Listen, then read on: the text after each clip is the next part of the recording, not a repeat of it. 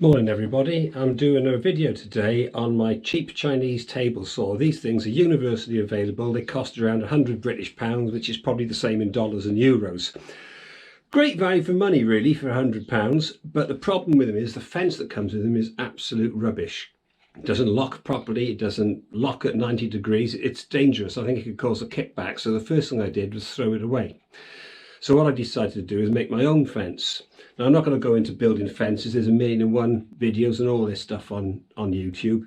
I'll just go through some of the snags, because what you find on YouTube is that somebody makes something, they say it's great, and that's the magic of video. When you try it out, it's not that good.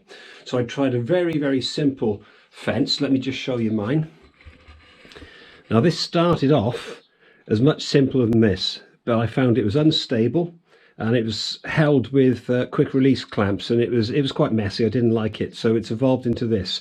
I started with this piece here, and then another piece of wood running the length of the deck of the table saw at a perfect 90 degrees.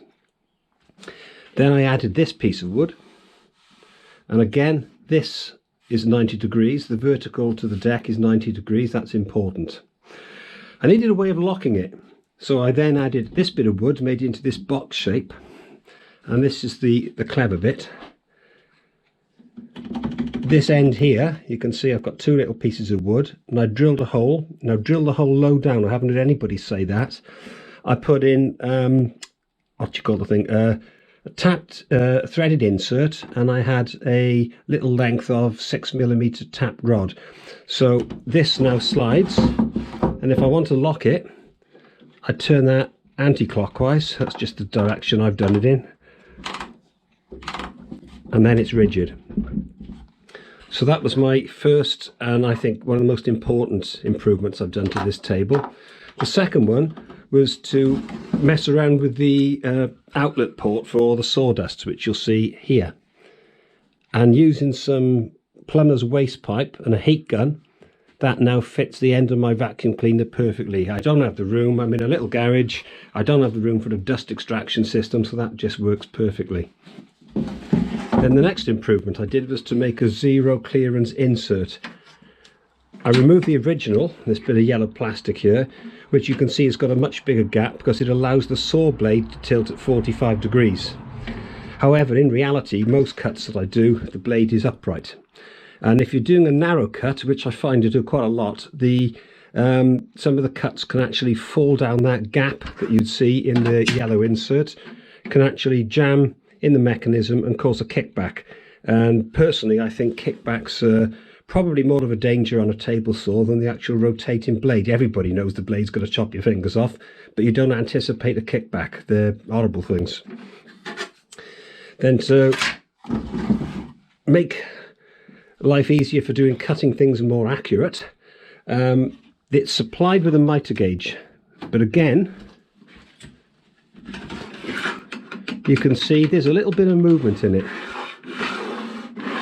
not very good. So what I've done, I built myself a zero tolerance sledge which just runs along here. I've made the runners to go in here, got a plywood, filed them down so it's a nice tight fit. Let's just take this off.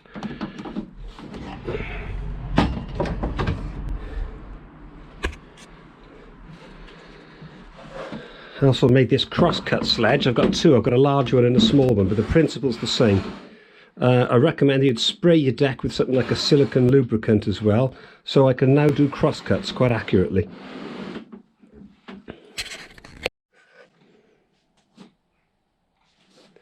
And this is the zero clearance cross-cut sled.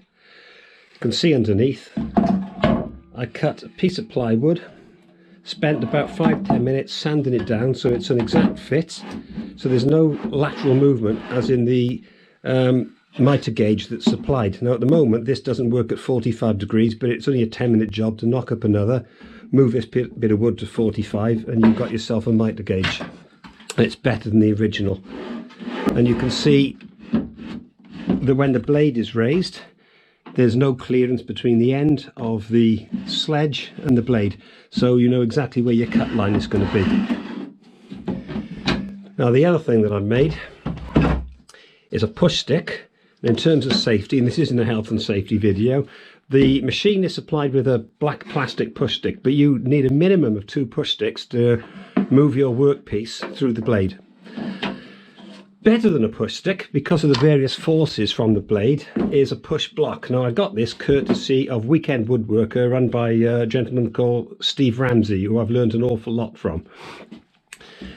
This basically sits on top of your workpiece to push it through, and this stops the piece lifting, and it stops it's sliding to the side as well. You've got 3 different forces moving on the workpiece, so use that in conjunction with a push stick, and your fingers are away from the blade, and it keeps the workpiece supported and much reduces the event of a kickback, which I say is horrible.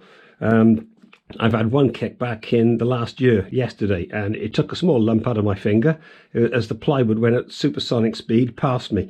Luckily, it missed me, so I got off lightly, just having a cut finger.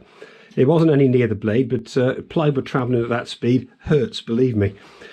Trying to think what else I've done. So yeah, then again, I made another push stick, because you need a minimum of 2.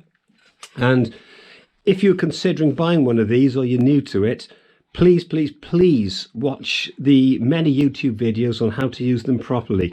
The 2 gentlemen that I follow are Steve Ramsey, Weekend Woodworker, and Colin Connett on Woodwork Web, and they both do videos on how to use these things safely. There's lots of others out there as well, but they're the 2 guys I've learned an awful lot from since I started taking up woodwork. Anyway, I hope that's of use to you. I would recommend getting one of these, but I say please do the safety precautions before you wear it. And obviously you need to wear eye protection and ear protection as well, because it is rather loud. Anyway, thanks for watching. If you like the video, please give it a thumbs up and subscribe to the channel. See you soon. Bye-bye.